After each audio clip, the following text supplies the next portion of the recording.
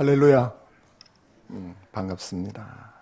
오랜만에 한번 해보자. 할렐루야 하면 여러분이 아멘 큰 소리 한번 하다 해보겠습니다. 할렐루야. 아멘. 예, 감사합니다. 하나님 말씀 함께 나누겠습니다. 신약 성경 사도행전 1장 4절 5절 말씀입니다. 성경을 들고 자리에서 일어서 주십시오. 자막을 참조하셔도 됩니다. 4절 5절 한 목소리로 함께 읽겠습니다. 시작. 사도와 함께 모이사 그들에게 분부하여 이르시되 예루살렘을 떠나지 말고 내게서 들은 바 아버지께서 약속하신 것을 기다리라. 요한은 물로 세례를 베풀었으나 너희는 몇 날이 못되어 성령으로 세례를 받으리라 하셨느니라. 아멘. 예배에 오신 여러분을 주의 이름으로 축복합니다. 히브리어로 복을 받는다는 것은 샬롬이죠. 근데 샬롬은 복 받는다는 말보다 훨씬 범위가 큰 것입니다. 모든 것이 갖추어져서 누릴 수 있는 상태를 샬롬이라고 합니다. 그래서 그리스도인이 축복하는 말 중에 샬롬보다 더 좋은 말은 없을 것 같습니다. 옆 사람에게 한번 인사하겠습니다. 샬롬 복 받으세요. 앞뒤로 인사하겠습니다. 샬롬 복 받으세요. 하나님 주신 복을 누리며 사는 저와 여러분 되기를 주의 이름으로 축복합니다. 2020년 들어서 매주일 사도행전을 함께 강해하고 나누려고 합니다. 사도행전 이름 속에 들어있는 행전은 행할 행자의 전기 전자입니다. 말하자면 행함을 기록하다 그런 뜻이 되겠죠. 사도행전은 사도들의 행위를 기록한 책입니다. 어떤 행위를 기록했을까요?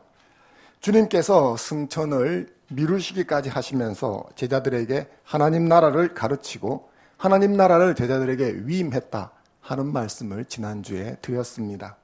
그러니까 여기서 행위란 주님께서 제자들에게 위임하신 하나님 나라를 전파하고 확장하는 행위를 의미하는 것이 분명하죠. 그런데 주님께서는 이런 행위를 하기 이전에 먼저 하나님 나라 전파와 확장을 위해서 주신 명령이 있었습니다. 그게 뭘까? 오늘 본문 말씀을 통해서 살펴보려고 합니다. 본문 4절 말씀을 같이 한번 다시 읽어보겠습니다. 4절 시작. 사도와 함께 모이사 그들에게 분부하여 이르시되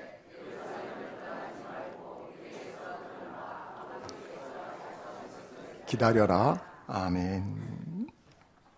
예수님은 예루살렘을 떠나지 말라고 하셨습니다. 왜 꼭 예루살렘이어야 하는가? 많은 주석가들이 서로 다양한 의견을 이야기하고 있습니다. 어떤 주석가는 이 대목을 주석하면서 예루살렘을 교회로 보고 교회를 떠나지 말라고 하는 것이다. 그렇게 말씀하신 분도 있습니다. 또 어떤 주석가는 예루살렘이 실패와 죽음의 현장이기 때문에 실패해서 교훈을 얻도록 하기 위해서 그다지를 떠나지 말라고 했다고 주석하기도 했습니다. 또 어떤 주석을 보면 오순절 때문이라고 해석하기도 했습니다. 오순절에 성령께서 강림하신 것은 여러 가지 이유가 있지만 그중 하나가 난곳방언으로 많은 사람들이 하나님의 큰 일을 듣도록 하기 위함이다라는 해석입니다. 사실 오순절은 절기순례를 위해서 유대인들이 많이 예루살렘에 모여드는 때입니다. 수백만의 유대인들에게 복음을 전할 수 있는 절호의 찬스가 오순절이었기 때문에 타당한 의견 중에 하나입니다. 또 다른 견해는 예루살렘이 평화의 도시, 예루살렘 이렇게 구분이 되어지는데 살렘이 살롬에서 온 것입니다. 그래서 평화, 그런 뜻이 되겠죠. 평화의 도시라는 이름을 가지고 있는데 이 샬롬이 하나님 나라와 깊은 관계가 있기 때문이다라는 해석입니다. 인간이 가장 바라는 것은 샬롬이에요. 샬롬인데 이 샬롬은 하나님 나라에만 있습니다. 그래서 하나님 나라의 출발점으로 예루살렘보다 더 적합한 곳은 없다. 그런 해석이기도 합니다. 여하튼 왜 꼭 예루살렘에 머물러야 하는가 하는 것에 대한 해석은 구구분분합니다. 그래서 정확하게 알 수는 없습니다. 왜 꼭 예루살렘에 머물러야 했었는지. 하지만 왜 머물러 떠나지 말아야 하는지에 대한 이유는 분명하게 나와 있습니다. 그것은 우리가 본문 4절에서 읽은 것처럼 약속하신 것을 기다려야 되기 때문입니다.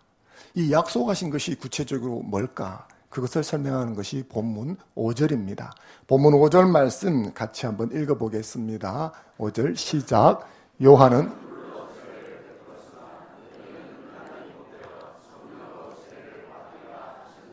아멘. 여기에 우리가 익히 잘 아는 세례라는 말이 나오고 있습니다. 그래서 이것을 근거로 해서 5절 말씀을 통해서 요한의 세례, 혹은 물 세례, 혹은 성령으로 세례받음, 혹은 성령 세례, 이런 용어들이 나오게 됩니다. 세례를 베풀었으나 라고 되어 있는 저 부분이 여러분이 익히 잘 아시는 밥티조라고 하는 단어입니다. 그래서 이 5절 말씀 보면 하나님께서 약속하신 것은 성령으로 세례를 받는 것이다 라는 것을 알 수가 있습니다. 이 본문에는 요한의 세례와 성령으로 세례받음이 함께 나와 있죠. 이 요한의 세례는 유대교에서 행하던 물세례의 연장선에 있는 것입니다. 세례라고 하는 이것은 구약의 그 배경을 두고 있습니다. 구약의 정결례에 보면 율법에서 요구하는 정결함을 위해서 물로 씻거나 정결 의식을 행하도록 되어져 있습니다. 유대교에서는 그런 것을 따라 물세례를 행했습니다. 유대인들은 이방인들이 유대교로 개종할 경우 그들에게 할례를 베풀었습니다. 그리고 할례 받은 상처가 다 나으면 그를 데리고 흐르는 물가에 가서 물 가운데 세우고 토라를 암송합니다. 외워줍니다. 그리고 축도를 하고 그를 물에 잠기게 한 후에 그가 물 위에서 올라오면 그가 완벽한 유대인이 되었다라고 선포를 해줍니다. 기독교의 세례의식은 이 유대교의 세례의식에서 많은 영향을 받았다는 것을 우리가 익히 알 수가 있죠. 그런데 이 요한의 세례는 단순히 의식적인 결례만은 아닙니다. 요한은 세례를 메시아의 임박한 오심을 대망하는 가운데 회개와 하나님의 법들에 대한 헌신을 상징하는 공적 행위로서 소개하였습니다. 요한의 세례를 한마디로 말하면 뭐가 되는가? 그 핵심이 회개하라입니다. 그래서 요한에 와서 외친 게 뭡니까? 회개하라. 그리고 제사함을 받으라 하는 것이었죠. 이런 요한의 세례는 오실 메시아를 준비하는 세례입니다. 그래서 요한은 세례를 베풀면서 나는 지금 물로 세례를 베풀지만 나 뒤에 오시는 분은 불로 세례를 베풀 거다. 이렇게 이야기하며 오실 메시아를 대망하도록 했습니다. 그래서 요한의 세례는 성령으로 받는 세례에 대한 상징이요. 성령으로 받는 세례는 요한이 주는 물 세례의 실체다. 이렇게 말할 수가 있습니다. 그렇다면 성령으로 세례를 받는다는 것이 뭘까? 성령으로 세례받는다라는 이 어구를 헬라어로 하면 베프티스데 세스데라고 하는 이 단어와 함께 엔 푸니마티 하기오라고 하는 문장으로 구성이 되어져 있습니다. 이걸 직역하면 성령 안에서 세례라는 의미가 됩니다. 헬라어 전치사 en이라고 하는 이 단어를 영어로 번역하면 in 혹은 by가 되어집니다. in이라고 하면 뭐뭐 안에라는 장소적인 이야기를 하죠. 위치. by라고 하면 수단이 되어집니다. 그래서 이걸 그대로 번역을 하면 성령 안에서 세례받음, 이렇게 하면 뭡니까? 장소적으로 번역을 한 것이죠. 성령으로 세례받음, 이렇게 하면 수단으로 번역을 한 것입니다. 우리 한글 성경은 성령으로 세례받음, 그래서 by로 해석을 한 것이죠. 어떤 것이든지 가능합니다. 무엇으로 번역하든지 성령으로 세례받음이라고 하는 것은 신자가 성령에 의해서 영적으로 세례를 받는 것, 이것을 의미하는 것입니다. 그렇다면 우리에게 의문이 생겨지죠.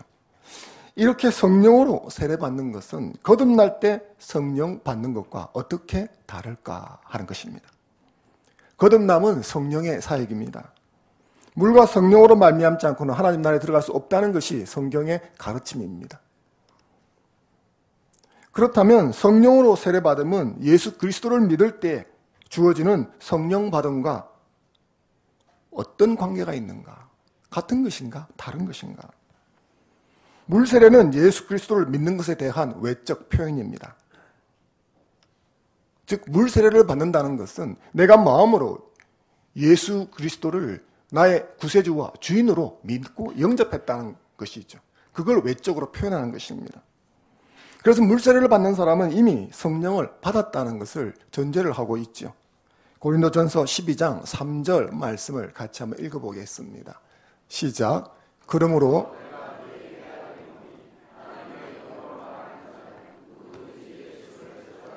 하지 아니하고 또 성령으로 아니하고는 누구든지 예수를 주시라 할 수 없느니라. 아멘.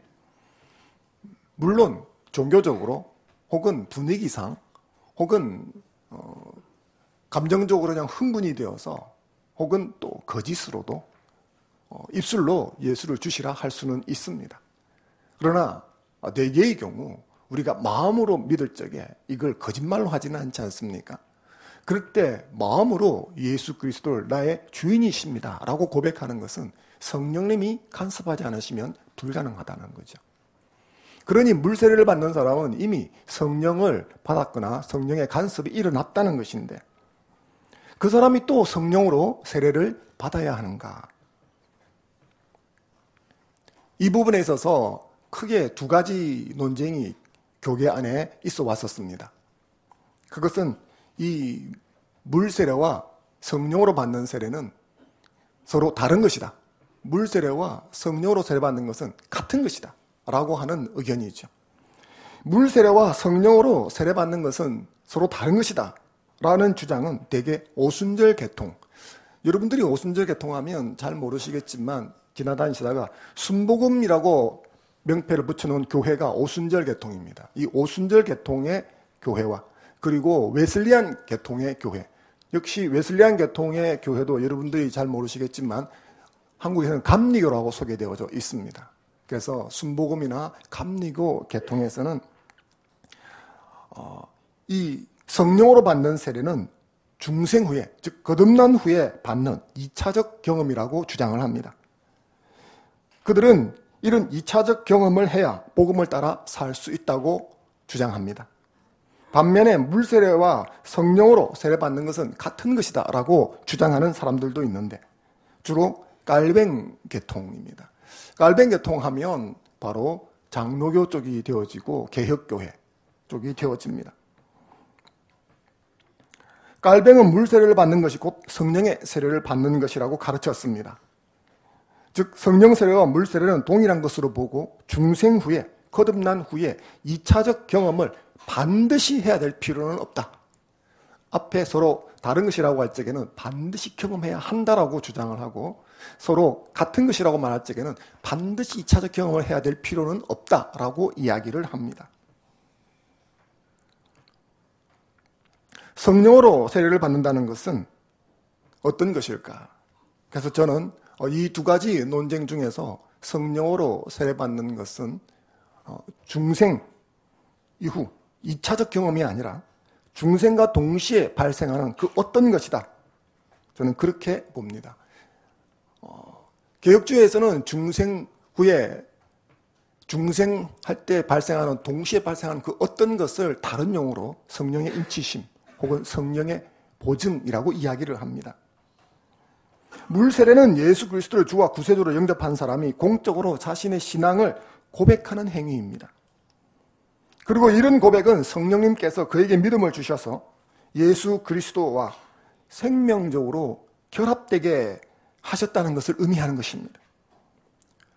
성령께서 마음으로 예수를 믿는 자에게 생명을 부여해 주시고 그리스도의 몸에 지체가 되게 해 주셨다는 것입니다. 즉 성령으로 세례받는다는 것은 초자연적인 현상과 은사를 경험하고 행할 수 있다는 데 초점이 있는 것이 아니라 그가 구원받는다는 데 초점이 있는 것입니다. 따라서 성령으로 세례받는다는 것은 예수 그리스도를 큐리오스와 그리스도로 믿는 자에게 즉시 임하는 성령의 역사입니다. 물세례는 이런 성령으로 세례받음을 눈으로 보이는 세레머니로 표현한 외적 의식인 것입니다. 그런데 많은 신자들이 성령으로 세례받은, 사실 성령 세례라는 용어는 성경에 없습니다. 성령으로 세례받은인데 이 성령 세례를 초자연적인 현상으로 경험하고 그런 것들을 드러내는 쪽으로만 생각을 합니다. 방언을 경험하고 신유가 일어나고 귀신이 쫓겨나가고 환상을 보는 것이 성령으로 세례받음의 증거라고 생각을 합니다. 왜 이런 생각을 할까요? 그것은 내가 신앙을 하며 이 길을 걸어갈 때 내 신앙이 왠지 가짜처럼 여겨질 때가 많기 때문입니다. 내가 말씀대로 제대로 살지도 못하고 믿음은 힘이 있다고 그러는데 내가 살면서 그걸 별로 경험하지도 못하고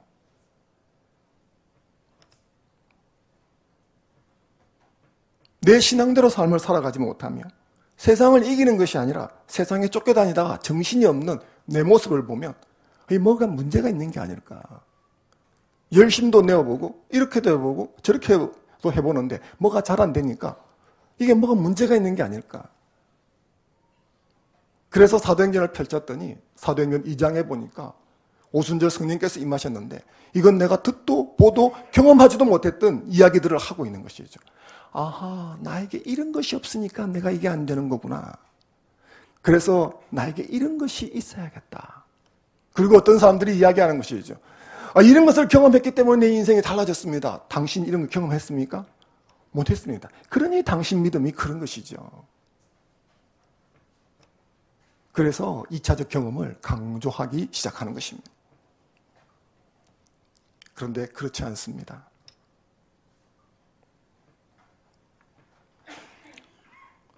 만약 이런 2차적 경험을 해야만 하나님의 뜻대로 살 수 있다고 한다면 이 2차적 경험을 강조하는 교파에 있는 사람들은 전부 성화되어서 걸어다니는 그리스도 아니겠습니까? 방언을 해도 사기를 치는 사람이 있습니다. 환상을 보고도 아무렇지도 않게 거짓말을 하는 사람이 있습니다. 이 주장이 오르려고 하면 이런 2차적 경험을 했을 때 그런 것과 결별해야 되지 않겠습니까? 성령으로 세례받은 일명 성령 세례는 예수 그리스도를 믿을 때에 단회적으로 주어지는 현상입니다. 어떤 이들은 강렬하고 놀라운 경험을 하기도 합니다. 하지만 어떤 이들에게는 그런 것이 없을 수도 있습니다. 이를테면 다메섹 도상에서 회심한 바울은 초자연적인 놀라운 경험을 했습니다. 반면에 디모데는 어려서부터 구약 성경으로 양육을 받다가 복음을 접하고 자연스럽게 신앙으로 넘어오다 보니까 극적인 회심 체험이 없습니다. 하지만 바울도 디모데도 성령 세례를 받은 자들이 분명합니다. 왜냐하면 그들은 예수 그리스도를 믿고 하나님 나라를 전파하고 확장하는 소명을 감당했던 인물들이기 때문입니다. 사랑하는 성도 여러분, 성령으로 세례받는 그것이 2차적 경험이고 나는 그 2차적 경험이 없어서 내 신앙이 지금 이렇게 전진되지 못하고 있다 하는 생각이 있다면 그 생각을 내려놓으시기를 바랍니다. 제가 성령 세례와 물 세례가 같은 것인가 다른 것인가 말씀을 드렸는데 제가 정말 중요하게 여러분들에게 드리고 싶은 말씀은 이게 어떻게 다른가 그것이 아니라 제자들에게 약속했던 이 성령님을 오늘 이곳에서 예배드리는 저와 여러분들이 받았다는 것을 말씀드리고 싶은 것입니다. 제자들은 기다려야 했습니다. 하지만 예수님을 구세주와 주인으로 영접한 저와 여러분들은 이미 이 약속하신 것을 받은 줄로 믿습니다. 에베소서 1장 13절 말씀을 함께 읽겠습니다. 시작. 그 안에서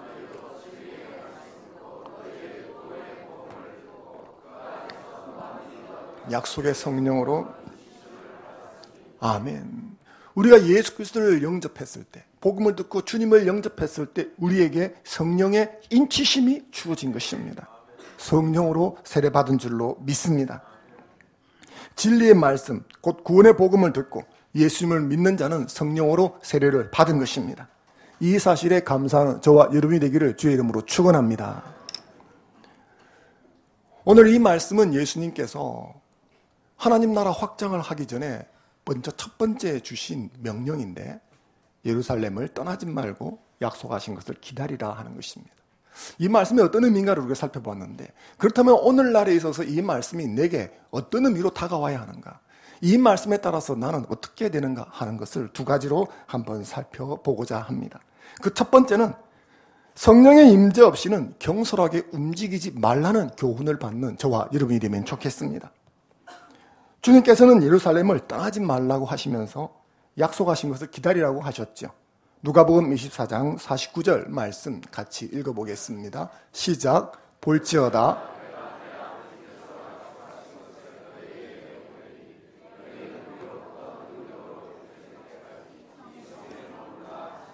아멘. 이 말씀과 오늘 본문 4절 5절 말씀은 거의 동일하죠. 같은 누가가 기록했기 때문입니다. 이 말씀들을 총체적으로 연결시켜서 보게 되어지면 성령이 임하실 때까지는 함부로 움직이지 말라는 거죠. 제자들은 죽은 줄 알았는데 예수님이 떡하니 눈앞에 살아서 같이 있는 것을 보았습니다. 같이 음식을 먹기도 하고 손을 만져보기도 하고 창자국도 있고 못자국도 있습니다. 이게 꿈인가 생신가 싶으신 거죠. 그리고 그 주님께서 그 제자들에게 하나님 나라를 위임해 주셨습니다. 이제부터 너희가 내가 하려는 일을 해라. 그러면서 만약에 음악이 있다면 두둥거리면서 하늘로 이렇게 예수님이 올라가시는 거죠. 눈앞에서 막. 그러면 어떨 것 같습니까?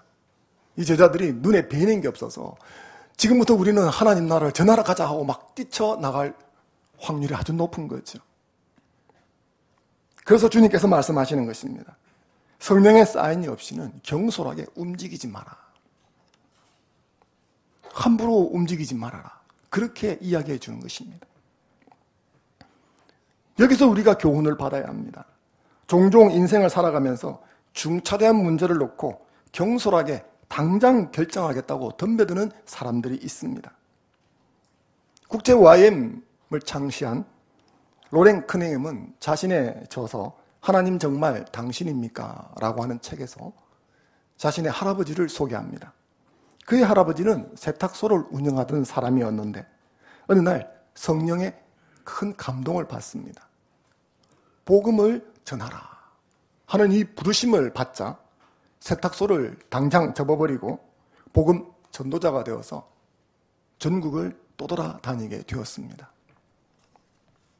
그런데 그 과정 속에서 할머니는 천년두를 알아 목숨을 잃었습니다. 그리고 가족들, 자녀들이 있죠. 자녀들은 뿔뿔이 흩어져서 마치 고아처럼 방치가 되었습니다. 그래서 가족들은 모두 상처를 입었고 로렌 커닝햄의 아버지를 빼고는 고모들이 몇 분 있었는데 그들이 모두 불신자가 되어버렸습니다. 로렌 커닝햄은 이 사건을 예로 들면서 자신의 할아버지가 성급했다고 말합니다. 그때 만약 할아버지가 그 부르심 앞에서 좀 더 여유를 가지고 기도하면서 응답했다면 가정이 파괴되지는 않았을 텐데 그 부르심 앞에서 자신의 할아버지가 언제 그 부르심에 응해야 하는지 기도하면서 여유를 가졌다면 좋았을 텐데 만약 그랬다면 가정이 풍비박산되지는 않았을 텐데 라고 이야기를 합니다. 그의 할아버지는 성령의 감동을 받자마자 그냥 뛰쳐나가 버린 거죠. 나중에 돌아보니까 그 부분이 아쉬운 점이 되었는데 유감스럽게도 종종 우리의 삶 속에서도 이와 같은 실수와 아쉬운 점이 반복된다는 것입니다. 자기 일생을 좌우할 문제임에도 하나님의 인도하심을 얻기 위해 조금의 여유를 두고 기도하지 않습니다. 단 며칠이라도 기도하면서 여유를 가지면 좋을 텐데 우리는 조급해서 기다리지를 못합니다. 자기 혼자 판단하고 좋다 싶으면 당장 결정해 버립니다. 결혼 같은 문제는 정말 중차대한 문제 아닙니까? 당장 결정한 문제가 아니죠. 그런데 자기 혼자 생각에 좋은 사람이다, 이 사람 놓치면 안 된다 싶으면 앞뒤지지 않고 결혼해버립니다. 이런 엄청난 일임에도 불구하고 기도 없이 결정합니다. 그러고 나서는 울고불고 후회를 합니다. 내 발등 내가 찍었다고 말입니다. 우리는 보면 때로 어떤 일은 아주 신중하게 생각하는 것 같은데 정말 어떤 일은 중요함에도 불구하고 조금의 여유를 가지지도 않고 그냥 결정할 때가 있습니다. 사랑하는 성도 여러분, 오늘 이 말씀을 보면서 저는 여러분들이 어떤 문제도 당장 결정하지 않기를 바랍니다.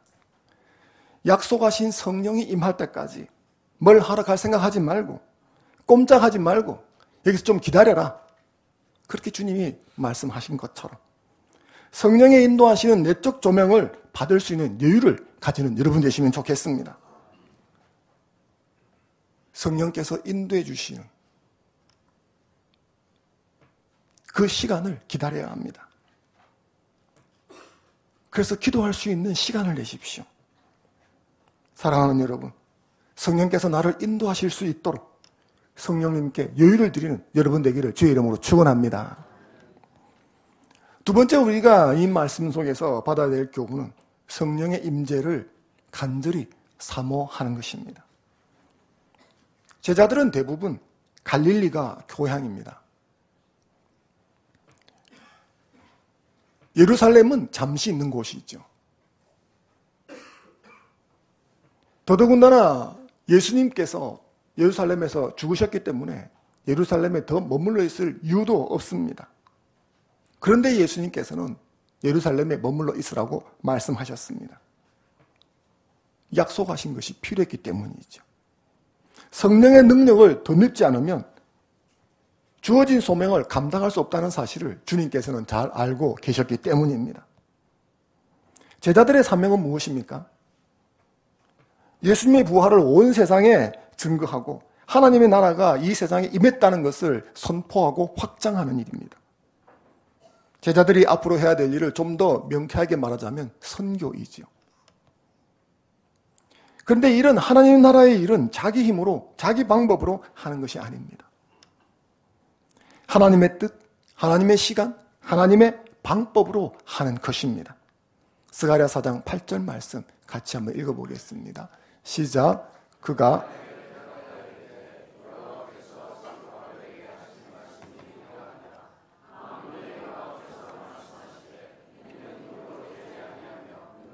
되지 아니하며 오직 나의 영으로 되느니라. 아멘. 보혜사 성령님의 도우심과 능력이 없으면 하나님의 나라의 일을 성취하는 것은 불가능합니다. 요한복음 14장 26절 말씀을 같이 한번 읽어보겠습니다. 시작. 보혜사 곧 아버지께서 내 이름으로 보내실 성령 그가 너희에게 모든 것을 가르치시고 내가 너희에게 말한 모든 것을 생각나게 하시리라. 아멘. 보혜사 성령님께서 말씀을 생각나게 해주지 않는다면 어떻게 올바른 방향으로 갈 수 있겠습니까? 성령님의 도우심이 없으면 소명을 감당할 수 없습니다. 성령님은 하나님의 깊은 것도 통달하여 알고 계신 분이십니다. 그래서 성령님은 우리에게 하나님의 뜻이 무엇인지를 명쾌하게 알려주실 수 있습니다. 하나님의 시간이 언제인지도 알려주실 수가 있고 하나님의 방법이 무엇인지도 알려줄 수 있으며 하나님의 방법을 성취할 수 있는 힘과 능력도 부어주시는 분이십니다. 그러므로 우리 역시 제자들처럼 성령님을 기다려야 하는 것입니다.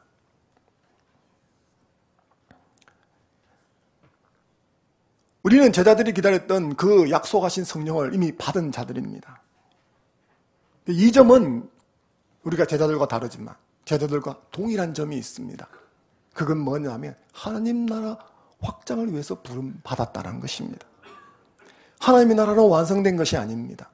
제자들을 통해서 우리에게 그 소명이 다시 이어져 온 것입니다. 그리고 하나님의 일은 하나님이 주시는 능력으로 한다는 원칙은 여전히 변함이 없습니다. 그러므로 우리 역시 보혜사 성령님의 능력이 필수 불가결한 것입니다.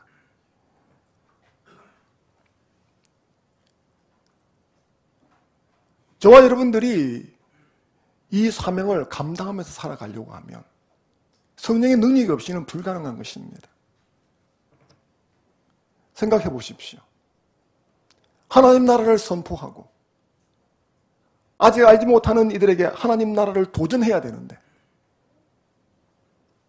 내 몸 하나도 내 마음대로 잘 안 되고 내 마음도 내 생각대로 움직이지 못하는데 남의 몸과 남의 마음을 어떻게 움직이겠습니까? 내 배 아파 난 자식도 내 마음과 내 뜻대로 그게 안 됩니다. 그렇지 않습니까? 그런데 다 큰 사람을 타인을 그게 가능하겠습니까? 불가능하죠.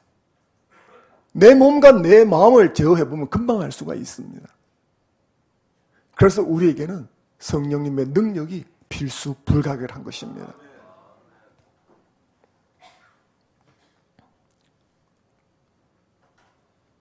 위로부터 덧입는 능력, 이 성령의 능력은 한 번만 있고 끝나는 것은 아닙니다. 우리가 예수님을 믿을 때 받는 성령 세례는 단회적입니다. 하지만 그 성령의 능력을 덧입는 것은 반복적이 되어야 하는 것입니다. 베드로전서 4장 11절 말씀을 같이 한번 읽어보겠습니다. 시작. 만일 누가 말하려면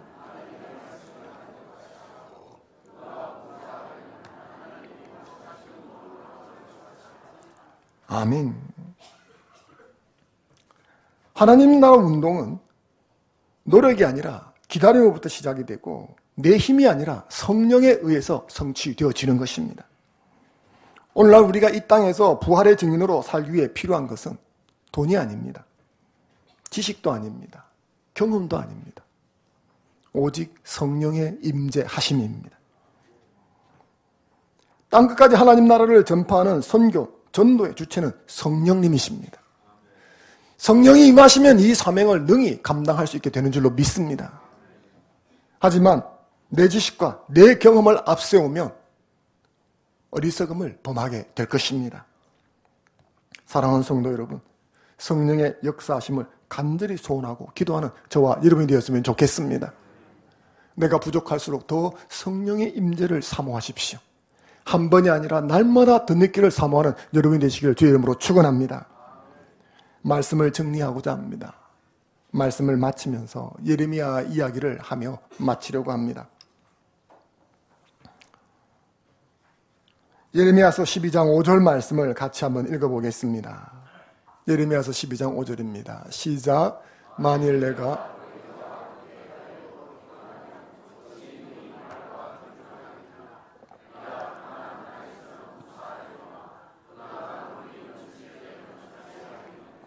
아멘. 하나님은 예레미야에게 소명을 주시고서 그 소명을 이루는 삶이란 말과 함께 경주하는 것과 같다라고 말씀하셨습니다.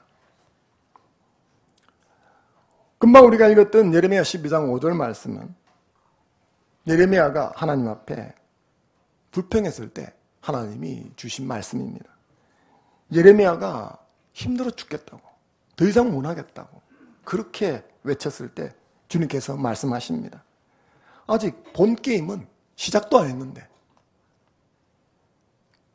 말과 함께 경주 시작하지도 않았는데, 요단강물이 범람하지도 않았는데,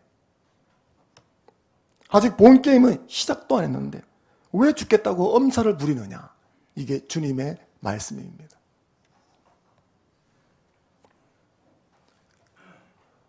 예레미야 입장에서 보면 죽을 지경이었습니다. 도저히 더 이상 할 수가 없는 지경이었습니다.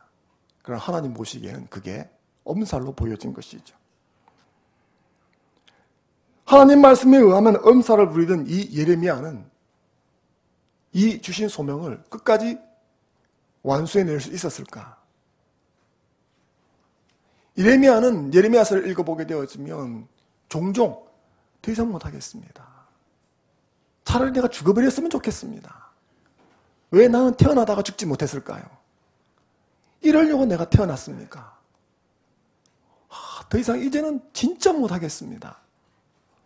이렇게 낙심하고 불평하고 좌절했던 이야기들이 더러더러 나옵니다. 대개 이런 것이 이렇게 입에서 튀어나오는 사람은 끝까지 가기가 어렵지 않겠습니까? 그런데 놀랍게도 예레미야는 40년이 넘는 세월 동안 이 소명을 붙들고 완주를 하게 되어집니다. 어떻게 그가 완주할 수 있었을까요? 그것은 그가 지치고 힘들 때마다 하나님께서 은혜를 부어주셨기 때문입니다. 때로는 말씀으로 그를 위로하시고, 때로는 환경을 바꾸어 주시면서 그를 격려해 주시는 하나님이 계셨기 때문에 예레미야가 말과 함께 경주를 해낼 수 있었던 것입니다. 오늘 우리에게 맡겨진 하나님 나라를 전파하는 사명 역시 그러합니다. 오늘날 부활의 증인이 되어 하나님 나라를 전파하는 것은 녹록치가 않습니다. 복음을 전하면 환대받기보다는 거절감을 더 많이 느낍니다. 복음을 전하라고 하면 내 모습이 걸림돌이 될 때가 많습니다. 세상의 힘과 유혹이 너무 커서 복음이 힘을 쓰지 못하는 시대라 좌절감이 들기도 합니다. 예수 믿는 게 무슨 힘이 있고 능력이 있고 소용이 있을까? 내가 저 사람에게 예수 믿으라고 해봐야 저 사람이 예수를 믿을까? 그래서 이것은 어쩌면 말과 함께 경주하는 것일 수 있습니다. 말과 함께 사람이 경주하는 게 가능할까요? 그런데 주님 말씀에 하면 가능합니다. 성령의 능력을 덧입으면 가능해지고 승리할 수도 있습니다. 예레미야를 격려하고 힘주시면서 끝까지 달리게 하신 하나님이 나를 붙들어 주시면 가능한 줄로 믿습니다. 내 의지와 내 힘과 내 노력으로는 안 되는 것이죠. 이사야 40장 31절 말씀을 같이 한번 읽어보겠습니다. 시작. 오직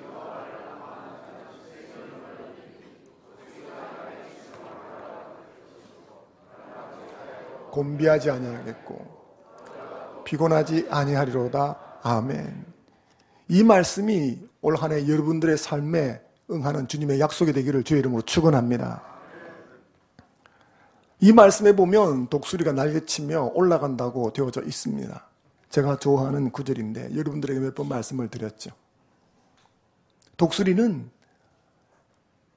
덩치가 크기 때문에 처음에 땅에서 이륙하는 것이 너무 힘듭니다. 그래서 독수리는 아침에 날아오르지 않습니다. 정오에 태양이 이글이글거리고 대지에 뜨거운 기운이 생겨날 때 그때 날아오릅니다. 왜 그때 날아오르는가? 상승 기류에 자신의 몸을 맡기기 때문이죠. 그러면 자신의 큰 덩치에도 불구하고 날아올 수 있습니다. 독수리는 쉬지 않고 몇 시간 동안, 며칠 동안 날기도 합니다. 수백 킬로를 날아다니기도 합니다. 날갯짓으로 날아다니지 않고 글라이딩이라고 그러죠. 활강을 합니다. 독수리는 올라가고 싶으면 상승 기류에 몸을 맡기고 내려가고 싶으면 하강 기류에 몸을 맡긴다고 합니다. 그래서 우리 보기에는 오르락 내리락 힘들어 보이지만 사실 독수리 자체는 그렇게 힘이 들지 않다고 합니다. 이사야 선지자가 이런 사실을 알았는지 모르겠지만 주를 앙망하는 자는 독수리처럼 이렇게 날아오르는 그런 은혜가 주어진다고 말하고 있습니다. 하나님께서 맡겨주신 위협을 이루는 것은 독수리가 상승기류에 자신의 몸을 맡기는 것처럼 성령을 의지할 때 가능해지는 줄로 믿습니다. 우리가 성령을 의지하고 성령께 내 몸을 맡기기 시작하면 성령의 능력이 나를 그렇게 끌어가는 것입니다. 나의 힘과 노력이 아니라 성령의 능력으로 되어지는 것입니다. 사랑하는 성도 여러분, 날마다 성령의 능력을 간절히 덧입기를 사모하는 자가 되기를 주의 이름으로 축원합니다. 그래서 성령께서 맡기신 사역을 잘 감당하는 믿음의 독수리가 되시기 바랍니다. 성령을 의지하고 말과 함께 격려하는 능력자가 되기를 주의 이름으로 축원합니다. 잠시 주신 말씀 붙들고 함께 기도하는 시간 갖겠습니다.